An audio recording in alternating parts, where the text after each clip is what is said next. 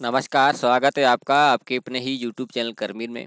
वर्धमान महावीर खुला विश्वविद्यालय कोटा ने प्रवेश सत्र जनवरी 2025 के लिए एडमिशन शुरू कर दी है। उस एडमिशन के लिए आपको क्या-क्या चीज़ें ध्यान में रखनी है, क्या-क्या निर्देश हैं, वो आपको ध्यान में रखनी चाहिए क्योंकि बहुत सारे जो लोग हैं प्रवेश तो ले लेते हैं लेकिन उसको जो नियम होते हैं या कुछ चीज़ें ऐसी होती है वो ध्यान नहीं देते, बाद में ये परेशान होते, कभी उस वीडियो पे कमेंट करते या कभी उस ग्रुप में पूछे। उससे अच्छा है कि हम पहले वो उन नियमों को या कुछ जानकारियों को पढ़ लेना चाहिए।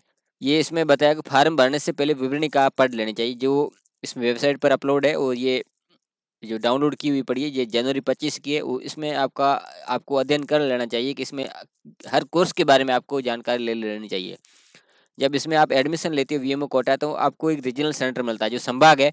7 संभाग में से कोई भी एक आपको संभाग लेना है, यानी कि आप जिस संभाग में रहते हो तो वो संभाग आपका एक रीजनल सेंटर, उसमें आपको कार्यालय के संपर्क में रहना होगा। सारी जो आपका जो डाटा है संचालन वहीं से होगा, और उसके बाद उसके अंतर्गत कोई भी एक महाविद्यालय होगा जो आप एडमिशन लेंगे तब सेलेक्ट हो जाएगा।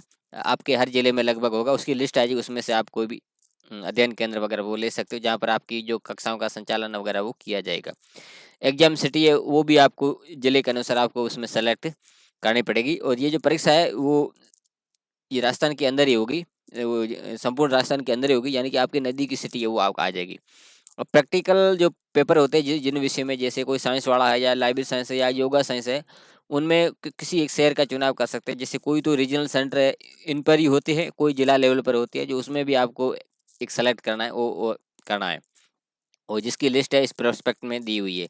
फीस की बात करें तो फीस हर कोर्स की इसमें दी हुई है, ऑनलाइन भी वैसे आपको बता देगा कि, और इसमें प्रवेश हेतु विवरण खरीदना अनिवार्य नहीं है, लेकिन यदि ये खरीदना चाहते हो तो 100 रुपये आपको एडिशनल देने पड़ेंगे। तो लेकिन पीडीएफ पढ़िए तो इसमें आपको खरीदने की कोई ज़रूरत नहीं है।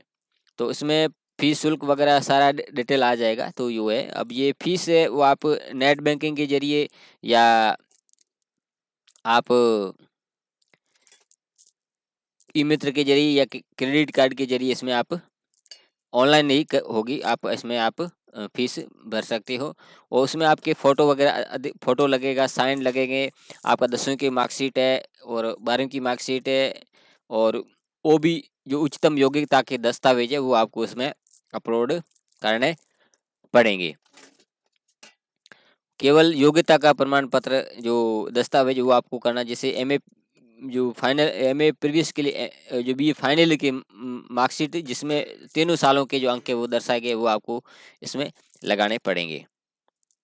और उसके बाद आधार कार्ड है वो आपको इसमें लगाना है, और जिनका आधार कार्ड नहीं लगा बना हुआ, जैसे वैसे सबका है लेकिन फिर भी इसमें एक कहा हुआ है कि पैन कार्ड वगैरह वोटर कार्ड भी लगा सकते हो, तो सबका आधार कार्ड आप इसमें लगा सकते हो। आगे इसमें एक बात की, जो स्लम यानी बुक्स यानी स्टडी लर्निंग मटेरियल्स है, तो ये एक तो आपको किताबें मिलती है, और दूसरा यही किताबें सेम वेबसाइट पर पीडीएफ में भी उपलब्ध है, तो वहाँ पे आप पढ़ सकते हो।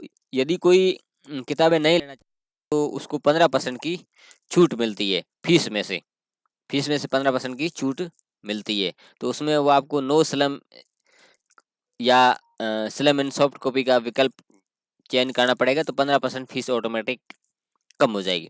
दूसरा, एप्लीकेंट बैंक डिटेल, विद्यार्थी का खुद का खाता, जो फॉर्म भरा है उसी का खुद का खाता इसमें भरना है, उसकी फोटो कॉपी भी आपको लगानी पड़ेगी।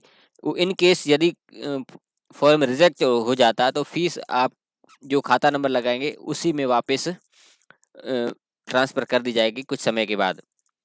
और एक इसमें आपको एबीसी आईडी ज़रूरी है, जो डिजी लॉकर के माध्यम से बनाई जाती है, तो बहुत सारे लोगों ने बना दी, जो नए स्टूडेंट है उनको आपको ये जो एबीसी आईडी है वो आप बनानी है। उसके बाद एक डीईबी आईडी जो डिस्टेंस एजुकेशन बोर्ड भारत सरकार की है, वो आपको एबीसी आईडी के आधार पे ये बनेगी, वो भी आपको आईडी बनानी है। उसके बाद आपका जो फॉर्म है वो भरा जाएगा। एक बात ये नॉर्मल चीज़ें हैं, और जो आवेदन फॉर्म है वो अंतिम तिथि की प्रतीक्षा ना करें, अंतिम तिथि से पहले आप आवेदन पूरा कर लें। तकनीकी कारणों से अंतिम तिथि से पहले यदि आप फॉर्म नहीं भर पाते हैं तो जिसकी जिम्मेदारी वगैरह वो आपकी होगी, वो इसमें सारा बताया गया है। ऑनलाइन आवेदन के पश्चात यानी कि फॉर्म भरने के बाद यानी अब फाइनली सबमिट करने के बाद गलत अपलोड की गई डाटा, फोटो, हस्ताक्षर में कोई सुधार की गुंजाइश नहीं है, यानी कोई स्वीकार नहीं किया जाएगा। हालांकि ये सुधार होता है लेकिन वो एक्स्ट्रा 500 रुपये तक ऐसा कुछ फीस लगती है। तो ऐसी नौबत ना आए, आप आराम से फॉर्म भर सकते हैं, क्योंकि अभी फॉर्म स्टार्ट हुए तो आप आराम से सारी जानकारी बिल्कुल, नाम है, पिताजी का नाम, फादर का नाम, बहुत सारे लोगों के मैसेज आते रहते हैं, मेरा नाम मिस्टेक है, मेरी ये, तो उसका पहले से आपको ध्यान रखना है। अपलोड की गई फोटो, हस्ताक्षर, परीक्षा भवन में लिखित परीक्षा अगर मेल नहीं खाने पर परीक्षा से वंचित कर नियमानुसार कार्रवाई। कहने का मतलब इनका ये है कि यदि आप हालांकि ऐसा बहुत लोग कम करते हैं कि फॉर्म किसी और ने भरा, किसी और ने एग्जाम दिया, तो वो कार्रवाई हो सकती है। तो ये वो भी इसमें मेंशन कर रखा, नियम अपनी जगह होते हैं। एडमिशन लेने के बाद आपको 12 अंकों का एक स्कॉलर नंबर मिलता है, 6 अंक पहले, डैश 6 अंक, जो आपको एक नंबर जारी किया जाता है। एक तरीके से आप रोल नंबर उसको मान सकते हैं, जिसकी सूचना आपको मोबाइल में मैसेज के ऊपर दे दी जाती है। और उसके बाद आपको स्कॉलर नंबर जारी कर दिए जाते हैं। स्कॉलर नंबर और के माध्यम से एक स्टूडेंट बनी होता है, उसमें सारा आपका जो डिटेल है वो उसमें आ जाता है। तो ये कुछ चीज़ें ऐसी है जिसका आपको ध्यान रखना है कि ये चीज़ें हैं, आपको पता होनी चाहिए। तो कुछ ऐसी जानकारी थी जो मैंने आपको दी, जो बहुत सारे स्टूडेंट हैं जिनको पहले पता नहीं होता है। तो ये जानकारी आपको अच्छी लगी तो वीडियो को लाइक कर देना, चैनल को सब्सक्राइब कर देना, बेल आइकन दबा के नोटिफिकेशन ऑल पर क्लिक कर देना, जिससे मैं इस तरह का महत्वपूर्ण वीडियो बनाऊंगा उसका नोटिस आपको मिल जाएगा। मिलते हैं अगली वीडियो में, तब तक के लिए धन्यवाद।